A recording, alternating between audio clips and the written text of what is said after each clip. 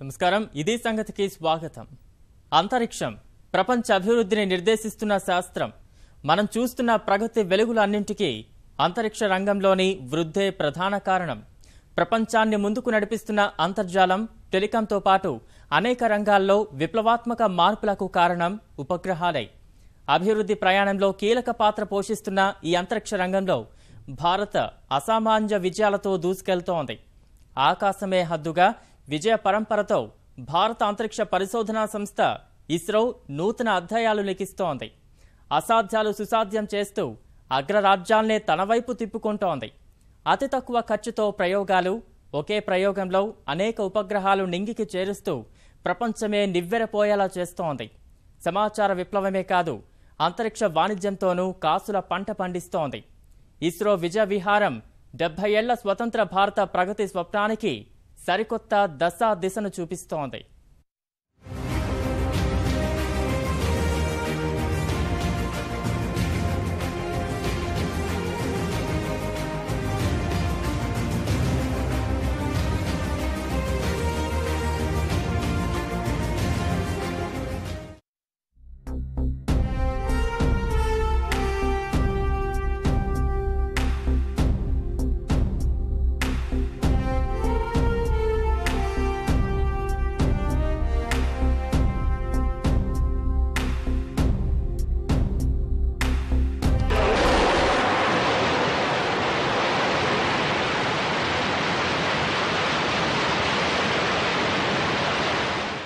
అభివృద్ధి చెందుతున్న దేశంలో అంతరిక్ష ప్రయోగాలు అవసరమా అని కొందరు ప్రశ్నిస్తున్నారు. ఉద్దేశం విషయంలో ఎలాంటి సందేహం లేదు. చంద్రుడు లేదా గ్రహాల అన్వేషణ, మానవ సహిత అంతరిక్ష యాత్రకు సంబంధించి అభివృద్ధి చెందిన దేశాలను అధిగమించాలనే అత్యాశ మనకు లేదు. కానీ ఒక జాతిగా అంతర్జాతీయ సమాజంలో అర్థవంతమైన ప్రతినిధిగా ఉండాలి అనుకుంటే మనం ఎవరికంటే తక్కువగా ఉండకూడదు. ముఖ్యంగా మానవ సమాజ సమస్యలు తీర్చే అధునాతన సాంకేతిక పరిజ్ఞానం విషయంలో. ఆయన ఆకాంక్షించినట్లుగానే భారతావని ప్రతిష్ట అంతరిక్ష రంగంలో ఇనుమడించింది. ఈ గగన విజయాల్లో ఇంతింతై వటుడింతై అన్నట్లుగా ఇస్రో ప్రధాన భూమిక పోషిస్తోంది. ఒకటా రెండా, ఇప్పటికే అనేక విజయాలు, గర్వంతో గుండెలు ఉప్పొంగేలా అధిగమించిన మైలురాళ్లు ఎన్నో.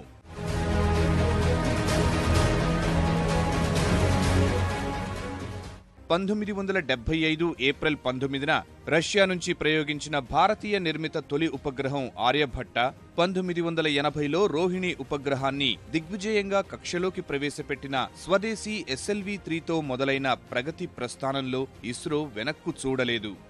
1 0 +1 vehicle lifts off vehicle lifts off +4 +5 चारों स्ट्रैप ऑन के प्रज्वलन के पश्चात सेंट्रल कोर जो थी सॉलिड इंजन वो भी नाइट कर दिया गया है और ये प्रक्षेपण यान सीधा आकाश की ओर अपने अनुमानित पथ पर.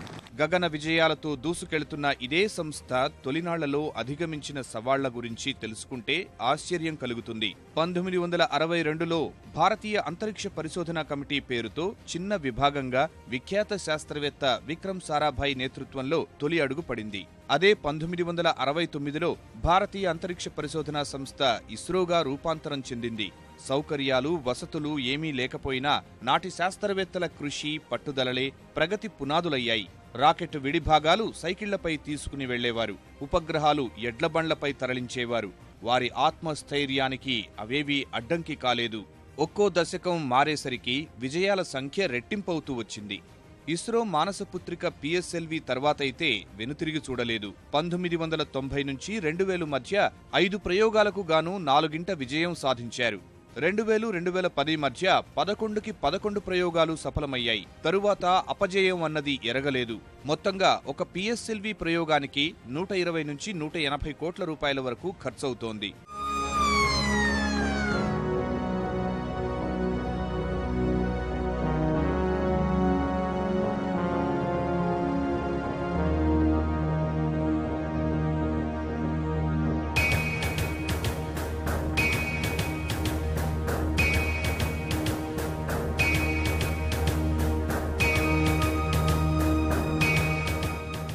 ఈ క్రమంలోనే తను ఎదుగుతూ దేశాభివృద్ధికి ఇతోధిక సాయం అందిస్తూ వచ్చింది ఇస్రో. ఇప్పటి వరకు ఇస్రో ప్రయోగించిన వివిధ రకాల 84 ఉపగ్రహాల్లో 32 సమాచార రంగానికి చెందినవే. వాటి సాయంతోనే సమాచారం, సాంకేతిక రంగంలో విప్లవాత్మక మార్పులకు నాంది పడింది.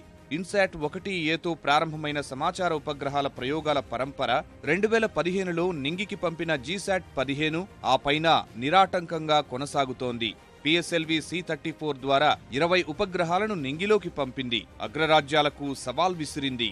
20 ఏళ్లలో ఇస్రో విజయాలతో సరికొత్త అధ్యాయం లిఖించింది.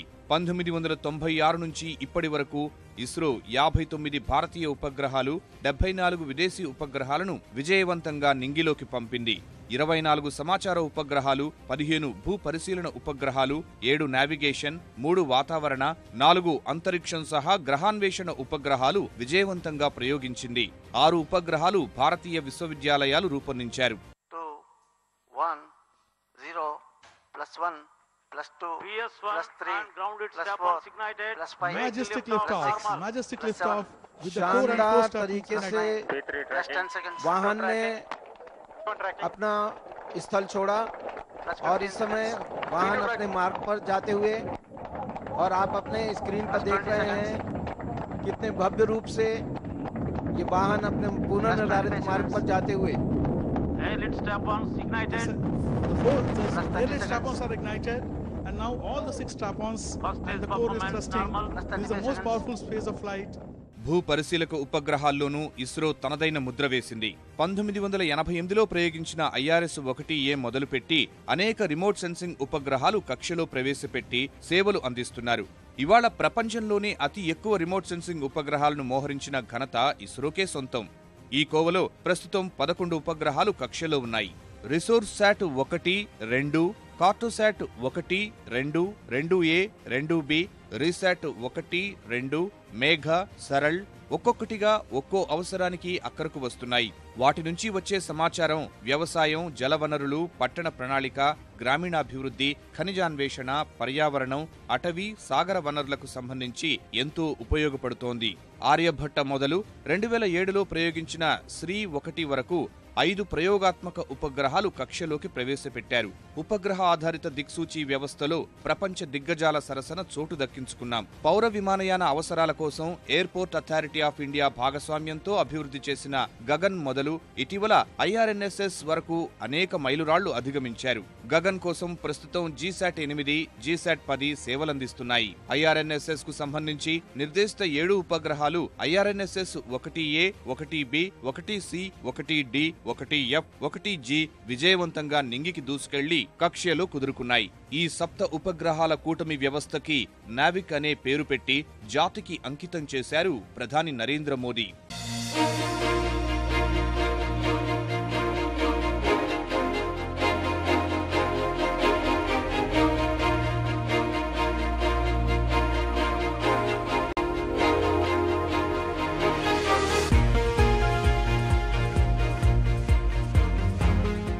ఖగోళ రహస్యాల గుట్టు విప్పడానికి ఇస్రో ప్రయోగించిన పూర్తిస్థాయి ప్రత్యేక భారతీయ ఉపగ్రహం ఆస్ట్రోశాట్. ఎక్స్రే, ఆప్టికల్, అల్ట్రావైలెట్ బ్యాండ్స్ లో ఏకకాలంలో పరిశీలన చేయగలగడం ఈ ఉపగ్రహం ప్రత్యేకత.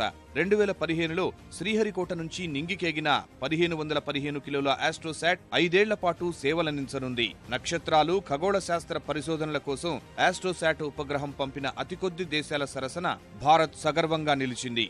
అదే సమయంలో మరో 6 విదేశీ ఉపగ్రహాల్ని తీసుకువెళ్లడం ద్వారా మన అంతరిక్ష పరిజ్ఞాన సామర్థ్యమేంటో ప్రపంచానికి తెలిసింది. తొలిసారి అమెరికా ఉపగ్రహాలను ఇస్రో నింగిలోకి పంపించింది. ఈ ప్రయోగంతో అంతరిక్ష రంగంలో భారత్ పోటీదారుగా భావిస్తున్న చైనాను ఇస్రో కంగు తినిపించింది. ఆస్ట్రోశాట్ లాంటి ఉపగ్రహం ఇప్పటివరకు చైనా వద్ద లేకపోవడం, ఆ పరిజ్ఞానం సాధించేందుకు కొన్నేళ్లు పట్టేలా ఉండడమే అందుకు కారణం. కేవలం 178 కోట్ల రూపాయలతోనే ఆస్ట్రోశాట్ విజయవంతం చేసి ప్రపంచాన్ని ఆశ్చర్యపరిచారు. మొదటిసారి ఓ వర్ధమాన దేశం ఈ తరహా ప్రయోగం చేపట్టిన రికార్డును సొంతం చేసుకున్నారు. చంద్రుడిపై పరిశోధనకు భారత మొట్టమొదటి ప్రయోగం చంద్రయాన్ 1లోనూ ఇలాంటి విజయమే అందుకుంది ఇస్రో. 2008 అక్టోబర్ 22న ఇదే శ్రీహరికోట నుంచి చంద్రయాన్ నింగికి ఎగసింది. చందమామ ఉపరితలం నుంచి 100 కిలోమీటర్ల ఎత్తులో పరిభ్రమించే చంద్రయాన్ 1కి నిర్దేశించిన లక్ష్యాలు అక్కడి రసాయన, ఖనిజ, నైసర్గిక స్వరూప సంబంధాంశాలు చిత్రీకరించడం, అందుకోసం Bharat, America, Britain, Germany, Sweden, Bulgaria దేశాల్లో అభివృద్ధి చేసిన 11 రకాల అధునాతన సాంకేతిక పరికరాలు అమర్చారు. ప్రయోగ లక్ష్యాల్లో చాలా వరకు ఫలితాలు సాధించారు. అదే స్ఫూర్తితో ఇప్పుడు ఇస్రో చంద్రయాన్-2 ప్రయోగానికి సన్నద్ధమవుతున్నారు. మొదటి ప్రయోగం కంటే విభిన్నంగా orbiter craft module, land craft module అనే 2 విభాగాలతో తుది మెరుగులు దిద్దుతున్నారు. 2018 నాటికి 2వ విడత జాబిల్లిపై ప్రయోగానికి సన్నద్ధమవుతున్నారు. మామ్ ప్రయోగం గురించి ఎంత చెప్పినా తక్కువే. మార్స్ ఆర్బిటర్ మిషన్, సంక్షిప్తంగా మామ్, మంగళయాన్గా చేపట్టిన ఈ ప్రయోగం ఇస్రో సత్తా యావత్ ప్రపంచానికి తెలిసేలా చేసింది. ఇస్రోకి ఇదే మొట్టమొదటి గ్రహాంతర యాత్ర. అన్ని విధాలుగా అత్యంత సంక్లిష్టమైన మంగళయాన్ను అంతర్జాతీయ సమాజం ఆశ్చర్యపోయే రీతిలో సాధించి చూపారు. తొలి ప్రయత్నంలోనే ఘన విజయం అందుకున్నారు. నవంబర్ 5, 2013న భూకక్షలోకి ఎగిరిన మామ్ తరువాత అనేక దశల్లో పరిధి పెంచుకుంటూ సెప్టెంబర్ 24, 2014న మార్స్ కక్షలో చేరి భారత ఖ్యాతిని విశ్వవిఖ్యాతం చేసింది. అది 450 కోట్ల రూపాయల వ్యయంతోనే.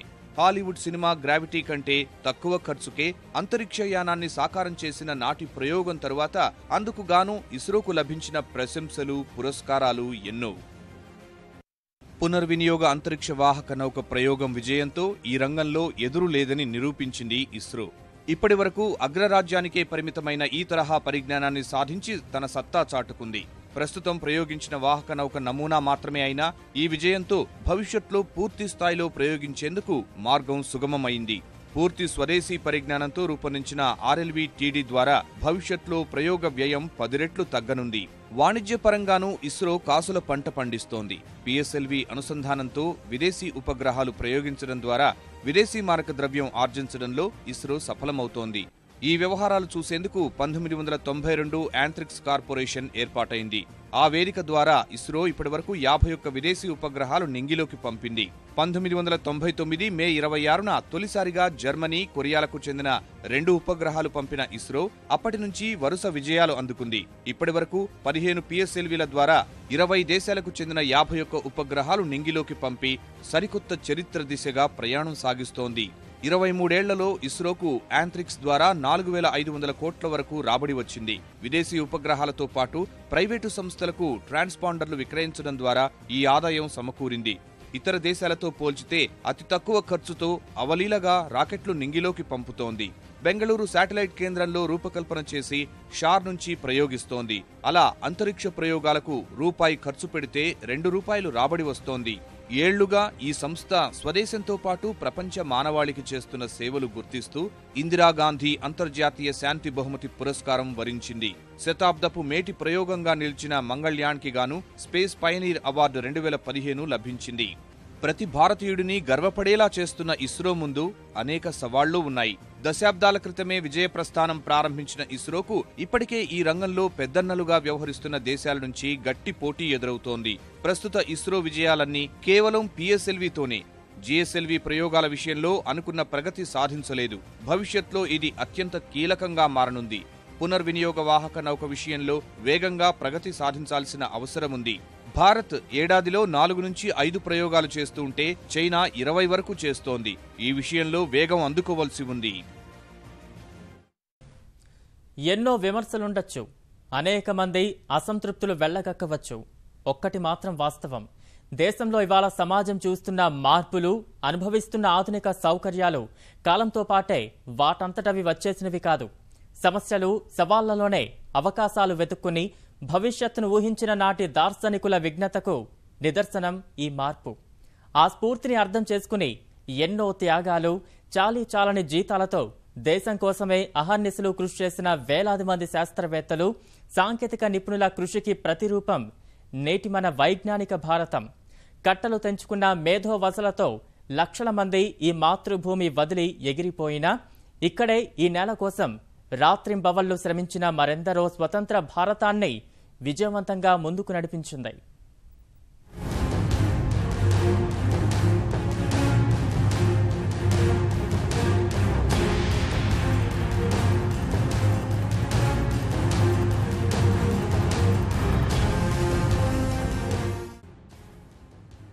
స్వతంత్ర భారతం శాస్త్రీయ అభివృద్ధి పథంలోనూ దృఢచిత్తంతో ముందడుగు వేసింది.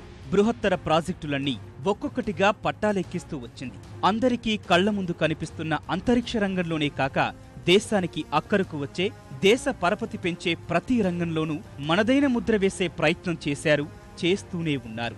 ఆ దిశగా స్వతంత్ర భారత తొలి ప్రధానమంత్రి జవహర్లాల్ నెహ్రూ 17 ఏళ్ల హయాంలోనే మేలిబాటలు పరిచారు. పారిశ్రామికంగా దేశం ఎదుగుదల కోసం ఉన్నత విద్య, శాస్త్ర సాంకేతిక రంగాల పురోగతికి 1951 ఆగస్టు 18న ఖరగ్పూర్లో ప్రారంభించిన ఇండియన్ ఇన్స్టిట్యూట్ ఆఫ్ టెక్నాలజీ IITతో అందుకు అంకురార్పణ చేశారు. కొన్ని సంవత్సరాల వ్యవధిలోనే బాంబే, మద్రాస్, కాన్పూర్, ఢిల్లీ IITలను ఏర్పాటు చేశారు. అనేక సందర్భాలుగా ప్రధాని నెహ్రూ చెప్పిన మాటలు అనేక మందిలో స్ఫూర్తి రగిలించాయి.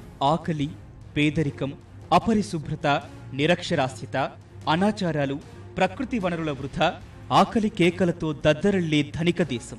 ఇటువంటి సమస్యలన్నింటికీ కేవలం విజ్ఞాన శాస్త్రం మాత్రమే పరిష్కారాల్ని చూపగలుగుతుంది.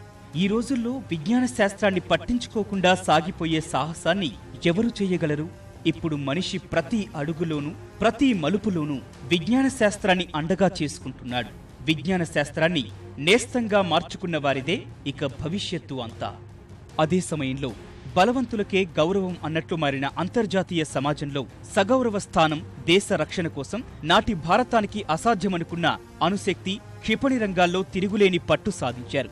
1958లో రక్షణ పరిశోధన అభివృద్ధి సంస్థ DRDOను కొలువు తీర్చి 1960లో రష్యాతో ఉన్న సన్నిహిత సంబంధాలను ఆసరాగా చేసుకుని అంతరిక్ష, అణు కార్యక్రమాల్లో శరవేగంగా పురోగమించారు. 1974 మే 18న నిర్వహించిన మొదటి అణు పరీక్షలు, ఆ తర్వాత స్థిరంగా లక్ష్యాల వైపు సాగిపోయారు.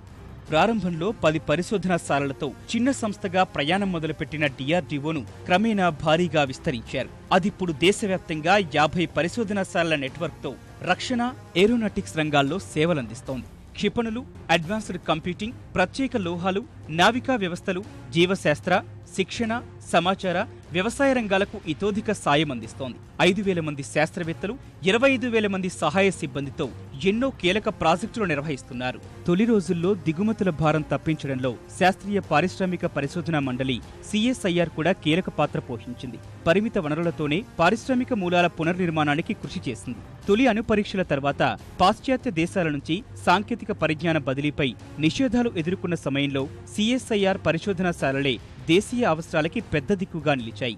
భారత మొట్టమొదటి సూపర్ కంప్యూటర్, రేడియో ధార్మికతను తట్టుకోగల అద్దాలు, అంతరిక్ష రంగం, ఉపగ్రహాలకు కావలసిన విడిభాగాలను ఇక్కడే తయారు చేసే సామర్థ్యం సాధించారు. వ్యూహాత్మకంగా రంగాల్లో విశ్వసనీయమైన పాత్ర పోషించారు. ఇదే సమయంలో జెనరిక్ ఔషధాల ఉత్పత్తిలో భారత్ను మొదటి స్థానంలో నిలిపారు. ఇవాళ ప్రపంచమంతా జేజేలు పలుకుతున్న IT భారతానికి పునాదులు పడింది ఆ సమయంలోనే. అలా DRDO, CSIR కలిసి విస్తృత స్థాయిలో పరిశోధన కార్యక్రమాలు చేపట్టాయి. రక్షణ, సాధారణ రెండింటి అవసరాలు తీర్చడం కోసం ప్రణాళికాబద్ధంగా కృషి చేస్తూ వస్తున్నాయి. CSIR ప్రయోగశాలల నుంచి పారిశ్రామిక రంగం ఎన్నో విధాలుగా లబ్ధి పొందింది. స్వదేశీ వ్యవసాయ పరికరాలు, రసాయనాలు, ఔషధాలు, క్రిమిసంహారకాలు, ఆహార సాంకేతికత, చర్మ ఉత్పత్తులు, అద్దాలు, పింగాణి, కలర్ టీవీలు, రిసీవర్ సెట్ల విషయంలో బాగా తోడ్పాటు లభించింది.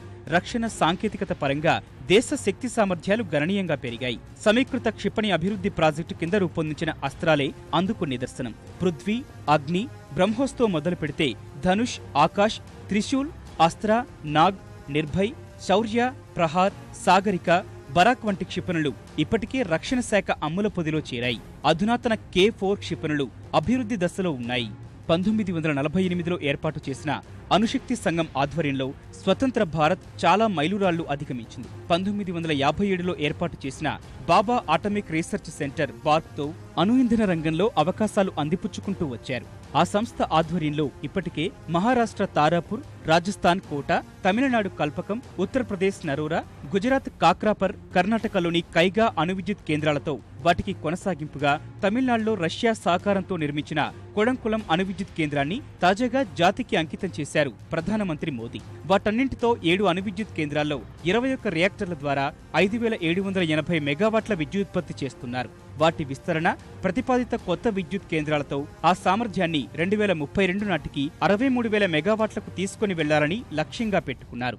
దేశీయంగా రియాక్టర్ల తయారీ సామర్థ్యం గల కొద్ది దేశాల జాబితాలో చోటు సంపాదించారు. ఈ అణుశక్తి కేంద్రాల్లో కొన్ని చోట్ల ఎలక్ట్రానిక్స్, మెడిసిన్, బయాలజీ, వ్యవసాయం, లోహ సంబంధ అంశాలపైన పరిశోధనలు సాగిస్తున్నారు. రేడియో నుంచి టీవీలు, సమాచార వ్యవస్థలు, ప్రసార సాధనాలు, రాడార్ వ్యవస్థలు, ఎలక్ట్రానిక్స్ రంగంలోనూ వడివడిగా అడుగులు పడుతున్నాయి. వాటికి సంబంధించి చాలా వరకు విడిభాగాలు దేశీయంగానే తయారు చేస్తున్నారు. దేశంలో ఎలక్ట్రానిక్ వస్తు ఉత్పత్తి రంగం ఏటా 18% చొప్పున వృద్ధి సాధిస్తోంది. కంప్యూటర్ల ప్రవేశంతో అన్ని రంగాల్లో పని సామర్థ్యాలు మెరుగుపడ్డాయి. అందుకోసం semi conductor limited, national computer centre అనుబంధ ప్రాంతీయ కేంద్రాలను ఏర్పాటు చేశారు. ఔషధ, ఆరోగ్య సేవల విషయంలో అనేక విజయాలు అందుకున్నారు. క్షయ, మలేరియా, ఫైలేరియా, కణితులు, క్యాన్సర్ చికిత్స విషయంలో ఫలితాలు అందుకొని ఎంతో మందికి ప్రాణదానం చేస్తున్నారు. సాంక్రమిక వ్యాధుల నియంత్రణ కోసం భారీ స్థాయిలో పరిశోధనలు సాగిస్తున్నారు. సగటు ఆయుర్దాయం పెరగడం, మరణాల సంఖ్య తగ్గడం ఈ పరిశోధనల ఫలితమే. దేశ విస్తృత ప్రయోజనాలు ముడిపడి ఉన్న సాగర అన్వేషణలో క్రమంగా సానుకూల పరిస్థితులు సృష్టిస్తున్నారు. ముఖ్యంగా చమురు నిల్వల గుర్తింపు, మత్స్య వనరుల కోసం 1981లో ఓషియన్ డెవలప్మెంట్ విభాగాన్ని ఏర్పాటు చేశారు. ప్రధానమంత్రి నేతృత్వంలో పనిచేసే ఆ విభాగం సాగర్ కన్య, సాగర్ సంపద అనే 2 సకల సౌకర్యాలు గల నౌకల సాయంతో సముద్రాలు, వాతావరణ శాస్త్రానికి సంబంధించి అంశాల్లో సహాయ సహకారాలు అందిస్తోంది. తీరంలో అరుదైన ఖనిజాలు కనుగొంటున్నారు. దక్షిణ గంగోత్రి పేరిట అంటార్కిటికాలో పరిశోధనా కేంద్రాన్ని ఏర్పాటు చేశారు. మొత్తంగా చూసినప్పుడు ప్రపంచం మొత్తం మీద శాస్త్రీయ, సాంకేతిక మానవనరుల విషయంలో భారత్ 3వ స్థానంలో ఉంది. 40కి పైగా పరిశోధనాశాలలతో సిఎస్ఐఆర్ ఆధునిక భారత నిర్మాణాన్ని పరుగులు పెట్టిస్తోంది. అందుకే 7 దశాబ్దాల ప్రస్థానంలో అంతర్జాతీయంగా భారత్కు గుర్తింపు తెచ్చిన రంగాల్లో శాస్త్ర సాంకేతికతలు ముందు వరుసలో నిలుస్తాయనడంలో ఎలాంటి సందేహం లేదు. ఎందుకంటే స్వతంత్రం వచ్చే నాటికి మనకేం ఉన్నాయని వెనక్కి చూసుకుంటే అతి తక్కువ విశ్వవిద్యాలయాలు, వేళ్ల మీద లెక్క పెట్టగలిగే స్థాయిలో పరిశోధనాశాలలు. కానీ దేశం పురోగతి కోసం గుండెల నిండా స్ఫూర్తి నింపుకున్న శాస్త్రవేత్తలు, వారికి వెన్నుదన్నుగా నిలిచిన కొందరు ప్రధానులు మాత్రం ఈ దేశం కోసం పెద్ద కలలనే కన్నారు. నెహ్రూ మొదలు ఇందిరాగాంధీ, రాజీవ్ గాంధీ, అటల్ బిహారీ వాజ్పేయి వరకు దేశీయ శాస్త్ర పరిశోధనలు, సాంకేతిక అభివృద్ధి కోసం ఇతోధిక ప్రోత్సాహం అందించారు. శాస్త్ర పరిశోధనల పురోగతి, ఆ రంగం మౌలిక సదుపాయాల అభివృద్ధిని వేగంగా చేపట్టారు. ప్రభుత్వ రంగంలో పరిశ్రమలు, పరిశోధనాశాలల నెట్వర్క్ను ఏర్పాటు చేశారు. ఆ దశాబ్దాల కృషి ఫలితం 1947తో పోల్చితే టీకాల ఆవిష్కరణ, ఉత్పత్తిలో ముందు వరుసలో నిలుస్తున్నాం. భారత ఔషధ రంగం ప్రపంచవ్యాప్తంగా సత్తా చాటుతోంది. స్వతంత్రం వచ్చే నాటికి అంతరిక్ష, సాగర పరిశోధనలో ఏమీ లేని స్థితి నుంచి ఇవాళ విశ్వం అంచులు చూసే స్థితికి చేరాం. ఈ 70 ఏళ్లలో అతి తక్కువ ఖర్చుతో అంతరిక్ష పరిశోధనల్ని శాసించే స్థితిలో దేశాన్ని నిలిపారు శాస్త్ర పరిశోధకులు. భారత సాగర పరిశోధకులు ఉత్తర ధ్రువంలో జరుపుతున్న పరిశోధనలు ఫలవంతమైతే ఆ దిశగా పరిశోధనలు మరింత వేగం పుంజుకోనున్నాయి. అంటార్కిటిక్ పరిశోధనా బృందంలో భారత్ కీలక భాగస్వామిగా ఉంది. శాస్త్ర పరిశోధనల పుణ్యమా అని ఆహారోత్పత్తిలో దేహించే స్థాయి నుంచి ఇప్పుడు ప్రపంచంలో అతిపెద్ద ఆహార ఉత్పత్తిదారుగా నిలిచింది. స్వతంత్రం వచ్చే నాటికి ఎక్కడ చూసినా పాల కొరత. దిగుమతి చేసుకునే పాలపొడి డబ్బాల కోసం ఆవురుమంటూ ఎదురు చూడాల్సి వచ్చేది. ఇవాళ భారత పాల విప్లవానికి ప్రపంచమే సలామంటోంది. పాల విలువ, సహకార డైరీలు భారత్ను ప్రపంచంలోనే అతిపెద్ద పాల ఉత్పత్తి దేశంగా నిలిపాయి. ఇవాళ భారతీయులు ప్రపంచ ఐటీ పరిశ్రమను ఏలుతున్నారు. దేశీయంగా లక్షల కోట్ల రూపాయల స్థాయిలో ఐటీ సేవల సంస్థలు హవా కొనసాగిస్తున్నాయి. సిలికాన్ వ్యాలీలో ప్రవాస భారతీయులు తమదైన ముద్ర వేశారు. టీసీఎస్, ఇన్ఫోసిస్, విప్రో వంటి ఐటీ ప్రపంచ బ్రాండ్లుగా ఎదిగాయి. భారత ఐటీ నిపుణులకు ప్రపంచమంతా మంచి గిరాకీ ఉంది. ప్రపంచం బయోటెక్నాలజీ ప్రాధాన్యత గుర్తించిన 1982 తర్వాత కొద్ది కాలంలోనే భారత్ ఆ రంగంలో దిగ్గజ దేశాల్లో ఒకటిగా ఎదిగింది. భారతీయ ఔషధ సంస్థలు ప్రపంచ దిగ్గజాలతో పోటీలో ఢీ అంటే ఢీ అంటున్నాయి. టెలికమ్యూనికేషన్ల రంగంలో స్వతంత్ర భారతం ఎవరూ ఊహించని పురోగతి సాధించింది. ల్యాండ్లైన్ ఫోన్ కావాలంటే చాంతాడంత నిరీక్షణ జాబితా 1977 నాటికి కలర్ టెలివిజన్లపై అనిశ్చితి నుంచి రాజీవ్ గాంధీ, శామ్ పిట్రోడా నేతృత్వంలో రూపురేఖలే మార్చేశారు. ఇవాళ కోట్ల మంది చేతుల్లో గల్లుమంటున్న సెల్లే అందుకు నిదర్శనం. 70 ఏళ్లలో ఇంత సాధించినా అభివృద్ధి చెందిన దేశాలు మన అవసరాల పరంగా చూసినప్పుడు ఈ పురోగతి సరిపోదనేది అంతా అంగీకరించే విషయం. ముఖ్యంగా పునరుత్పాదక ఇంధన వనరులు, నీరు, పర్యావరణం, వ్యర్థాల నిర్వహణ వంటి అంశాల్లో దేశం ఎదుర్కొంటున్న సమస్యలకు పరిష్కారాలు కావాలి. శాస్త్ర సాంకేతిక రంగాల్లో ప్రైవేటు పెట్టుబడుల ఆకర్షణలోనూ చాలా వెనకబాటు ఉంది. ఈ రంగానికి వస్తున్న నిధుల్లో 85% ప్రభుత్వం ఇస్తున్నవే. ఫలితం బడ్జెట్లో 2% కూడా దాటని నిధులు మరింతగా ముందుకు వెళ్లడానికి ఇబ్బందికరంగా మారాయి. దేశ పరిశోధన, విద్యా సంస్థలు నైపుణ్యాల విషయంలో అన్నీ ఒకే రకంగా పనిచేయలేకపోతున్నాయి. ఇంత పెద్ద దేశం, ఇన్ని పరిశోధనాశాలలున్నా అంతర్జాతీయ వేదికలపై మనవైన మైలురాయి ఆవిష్కరణలు తీసుకుని రావడంలో వెనకబాటే అందుకు నిదర్శనం. పేటెంట్ల సాధన, దరఖాస్తు చేయడంలోనూ వెనక ముందు ఆలోచిస్తున్నారు. అంతిమంగా ఆధునిక భారత నిర్మాతలు కలలుగన్న గమ్యాన్ని చేరుకోవడంలో మాత్రం భారత్ ఇంకా ఆమడ దూరంలోనే నిలిచింది. నేటికీ దేశంలో ప్రతి 10 లక్షల మందికి 140 మందే పరిశోధకులు ఉన్నారు. అమెరికాలో ఆ సంఖ్య 4651గా ఉంది. పెట్టుబడుల్లో చైనా 3-4 రెట్లు, అమెరికా 75 రెట్లు ఎక్కువగా వెచ్చిస్తున్నాయి. ఆ పరిస్థితి మారాలి. వైజ్ఞానిక భారతం లక్ష్యాలు నెరవేరి ఆ ఫలితాలు జాతి జనులందరికీ చేరాలనేదే ప్రతి ఒక్కరి కోరిక. మరిన్ని విభిన్న అంశాలతో మరో ఇదే సంగతిలో కలుసుకుందాం. నమస్కారం.